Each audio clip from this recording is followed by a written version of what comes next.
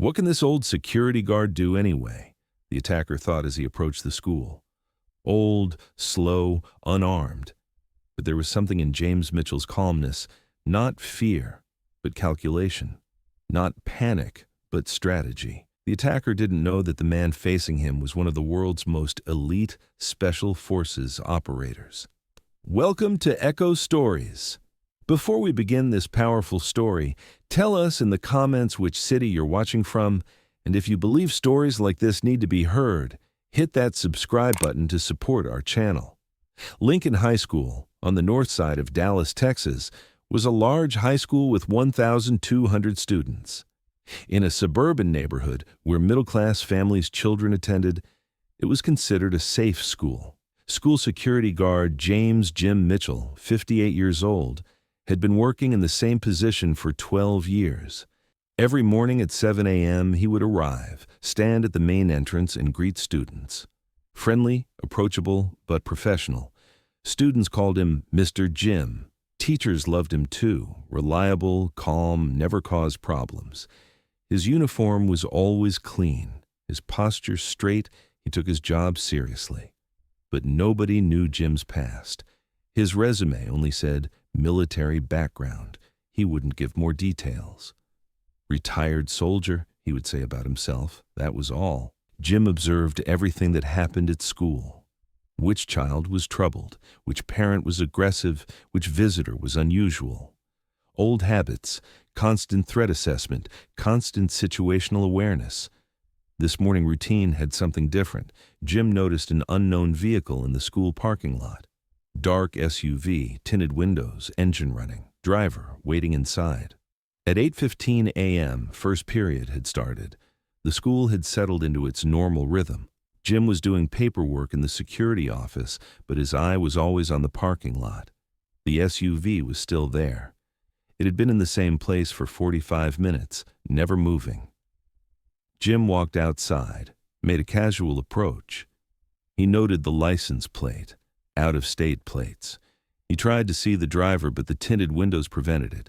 His instincts were alarming. 20 years of Delta Force experience was infallible in threat recognition. Jim called Principal Dr. Sarah Wilson. Dr. Wilson, there's a suspicious vehicle in the parking lot. I'm continuing to monitor. Should we call police? Dr. Wilson asked. Not yet.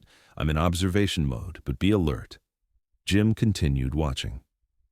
The driver was now studying the building. Exits, security cameras, foot traffic. This was reconnaissance. Jim had seen this many times. Target analysis, pre-operation surveillance. At 9:30 a.m., a man got out of the SUV. In his 30s, dark clothes, large backpack. He took confident steps toward the school. Jim immediately positioned himself at the main entrance. Good morning, sir. Can I help you? The man stopped and evaluated Jim. I'm here to see someone. Do you have an appointment? Visitor check-in is in the lobby office. I don't need an appointment. Jim's alert level increased. Body language, tone, demeanor, everything screamed threat. Sir, according to school policy, all visitors must register at the main office. The man stepped closer. You're going to stop me, old man? Jim remained calm. Sir, please follow school procedures. The man adjusted his backpack. Jim noticed the weight shift. There was a weapon inside. Step aside, the man commanded. Jim maintained his position. I can't do that, sir. The man smiled coldly. What are you going to do about it? You're just a rent-a-cop. At 9:30 a.m., a man got out of the SUV. In his 30s, dark clothes, large backpack. He took confident steps toward the school. Jim immediately positioned himself at the main entrance. Good morning, sir. Can I help you? The man stopped and evaluated Jim. I'm here to see someone. Do you have an appointment? Visitor check-in is in the lobby office. I don't need an appointment. Jim's alert level increased. Body language, tone, demeanor, everything screamed threat. Sir, according to school policy, all visitors must register at the main office. The man stepped closer. You're going to stop me, old man? Jim remained calm. Sir, please follow school procedures. The man adjusted his backpack. Jim noticed the weight shift. There was a weapon inside. "Step aside," the man commanded. Jim maintained his position. "I can't do that, sir." The man smiled coldly. "What are you going to do about it? You're just a rent-a-cop." The man started to open his backpack. Jim knew it was action time. 20 years of Delta Force training instantly activated. Muscle memory, tactical awareness, lethal precision. Jim moved faster than the man expected. He grabbed the backpack, used a twisting motion to throw the man off balance. "What the hell?" the man shouted and started to struggle. Jim controlled the situation. Pressure points, leverage, containment techniques. The man was down on the ground in 10 seconds. "Let me go." "You don't know who you're messing with," Jim replied calmly. "Actually, I know exactly who I'm dealing with." He checked the backpack contents: semi-automatic rifle, ammunition, zip ties, duct tape, a mass shooting kit. Jim immediately radioed, "Code red, code red, lockdown immediately." The school intercom crackled. "Lockdown! Lockdown! This is not a drill. Teachers, secure your classrooms immediately." Jim had prevented the shooter from entering the building, but there could be a backup plan. Police sirens could be heard in the distance, but Jim couldn't relax alone. The man struggled on the ground. "You have no idea what's coming. There are others." Jim's blood went cold. Multiple shooters. "How many?" Jim demanded. "Go to hell." Jim applied pressure to a pressure point. "How many and where?" "Two more. Back entrance and side door." Jim radioed the principal. "Doctor. Wilson, multiple shooters. Back entrance and side entrance threatened. Keep lockdown. Police ETA 5 minutes." Jim made a quick decision. Shooter 1 was contained, but 2 more were approaching the school. He mentally reviewed the school layout. The back entrance led to the cafeteria. 200 students at lunch. The side entrance was near the gym. PE classes were active. Jim used zip ties to secure the detained shooter. "You stay put." In Delta Force training, he had learned multiple threat scenarios. Priority: protect maximum civilians, neutralize threats systematically. Jim ran toward the cafeteria. Chatter was coming from the radio. Shots fired at back entrance. He reached the cafeteria and saw chaos. Students hiding under tables, lunch staff panicking.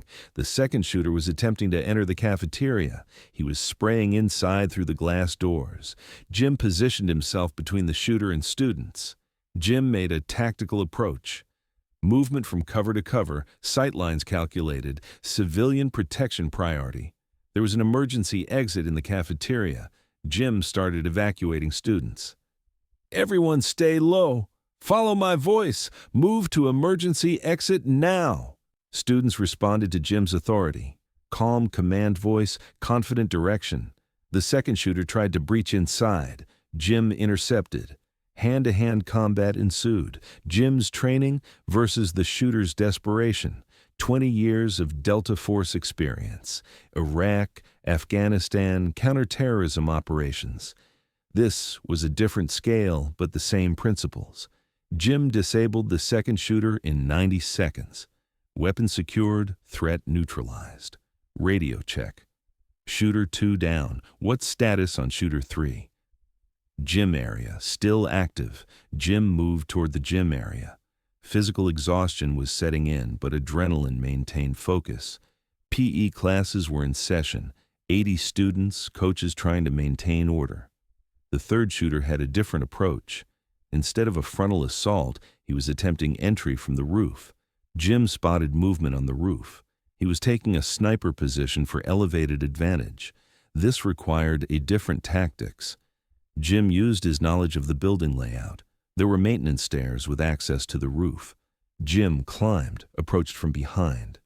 Rooftop confrontation, open space, no cover, direct engagement, Jim's Delta Force sniper training versus an amateur with an assault rifle. Experience 1. The third shooter was neutralized before a single shot was fired at students. Police arrived and secured the scene. 3 shooters down, 0 civilian casualties. Jim gave a detailed briefing to the SWAT commander. Professional, precise, comprehensive. "Sir, That was incredible tactical work. What's your background? Jim replied modestly. Former military? What unit? Delta Force. 1985 முதல் 2005. The SWAT commander's jaw dropped. Jesus Christ, Delta Force? What are you doing working school security? Because I wanted to protect kids instead of hunt bad guys. News spread rapidly. School security guard prevents mass shooting headlines. Local news, national news, social media explosion. Jim declined interviews. I just did my job. Principal Dr. Wilson praised him. Jim saved over 1,200 lives today. Students began calling him Mr. Hero Jim. Parents gathered outside school, wanting to thank him personally. Mr. Mitchell, one mother approached tearfully. You saved my daughter. Jim was uncomfortable with the attention. Ma'am, keeping students safe is why I'm here. But you risked your life. Any parent would do the same for their children. In the following days, students treated Jim differently. Not just a friendly security guard, a genuine hero. Mr. Jim, a sophomore asked, were you really in Delta Force? Long time ago, different life. Why didn't you tell us? Because it doesn't matter who I was. What matters is who I am now. Teachers also gained new respect. Lunchroom conversation changed. Jim was Delta Force this whole time. We've worked with him for 12 years, never knew. Makes sense now. The way he carried himself, observed everything. Jim continued the same routine. 7 a.m. arrival, greeting students, monitoring premises. A local reporter was persistent for an interview. The public wants to know about your Delta Force service. The public knows enough. Kids are safe. That's the story. But your military career? My military career served its purpose. This job serves a different purpose. Which is making sure children feel safe when they come to school. The school board offered promotion, raise, security consultant position. Jim declined. I like my current job. Kids know me, I know them. Change would disrupt that. Students began approaching Jim differently. Not fear, but respect and curiosity. Mr. Jim, do you miss being a soldier? Every job has things you miss and things you don't. What do you miss? I miss the brotherhood. Military creates strong bonds between people. What don't you miss? The danger. Here, the worst thing that happens is someone forgets their lunch money. Well, normally. Young teacher Ms. Rodriguez approached. Jim, would you consider talking to our social studies class about military service? I don't usually talk about that time. The students would benefit from hearing about service, sacrifice. Jim considered. Maybe. But not war stories, service stories. Weeks passed. Media attention faded. Jim returned to quiet routine. But something had changed. Students felt safer. Parents trusted more. Community bonded stronger. Jim continued his morning routine, greeting students, monitoring environment, protecting innocence. One morning, a kindergarten class took a field trip to the high school. Little kids saw Jim, waved enthusiastically. Are you the hero man? A 6-year-old asked. Jim knelt down. I'm just someone who helps keep schools safe. My mommy says you're very brave. Being brave means doing what's right even when you're scared. Were you scared? A little bit. But protecting kids is worth being scared. The incident had a broader impact. The school district reviewed security protocols. Jim consulted on improvements. Security isn't about making school feel like prison. It's about making school feel safe. Other schools requested his advice. Jim reluctantly agreed to limited consulting. Most important thing, Jim told administrators, hire people who care about children. Technology and procedures help, but caring protects. The community organized an appreciation event. Jim again declined the spotlight. No ceremonies. If you want to thank me, invest in education, support teachers, help kids succeed. Alone in the security office, Jim reflected on the day. 3 lives ended, 1,200 lives saved. Delta Force taught him to eliminate threats efficiently. This job taught him to prevent threats compassionately. Both necessary, both honorable. Different phases of the same mission, protecting innocent people. Jim looked at student photos on the bulletin board. Smiling faces, future potential, innocent dreams. This was why he transitioned from hunter to guardian, from eliminating threats to preventing them. 6 months later, Jim still arrived at 7 o'clock every morning. Students still called him Mr. Jim, though some added hero under their breath. New students learned about the day Mr. Jim saved the school from older kids. Jim deflected hero worship. Heroes are people who help others succeed. That includes teachers, counselors, coaches, even cafeteria workers who make sure you eat well. Principal Dr. Wilson approached one morning. "Jim, any regrets about what happened?" "Only regret is that it was necessary." "You mean the violence?" "I mean that someone wanted to hurt children. I'm glad I could stop it, but I wish no one ever wanted to hurt kids." Dr. Wilson nodded. "That's why you're perfect for this job." Jim continued his watch. Silent guardian, protector of futures, keeper of innocence. Some heroes wear capes, others wear security uniforms and carry walkie-talkies. And so, at a Dallas high school, it was once again proven how deceiving appearances can be. A man seen as a school security guard was actually one of the world's most elite soldiers. But more importantly, that elite soldier was now serving in a different way. Real protectors are like this. They transition from battlefields to classrooms, but the mission doesn't change. They no longer hunt enemies. They protect the innocent. If this story meant something to you, share your thoughts in the comments. If you believe stories like this should continue to be told, support Echo Stories by subscribing. See you in the next video. And remember, that quiet security guard at your school might be a guardian angel. Everyone has a story, and that story deserves respect.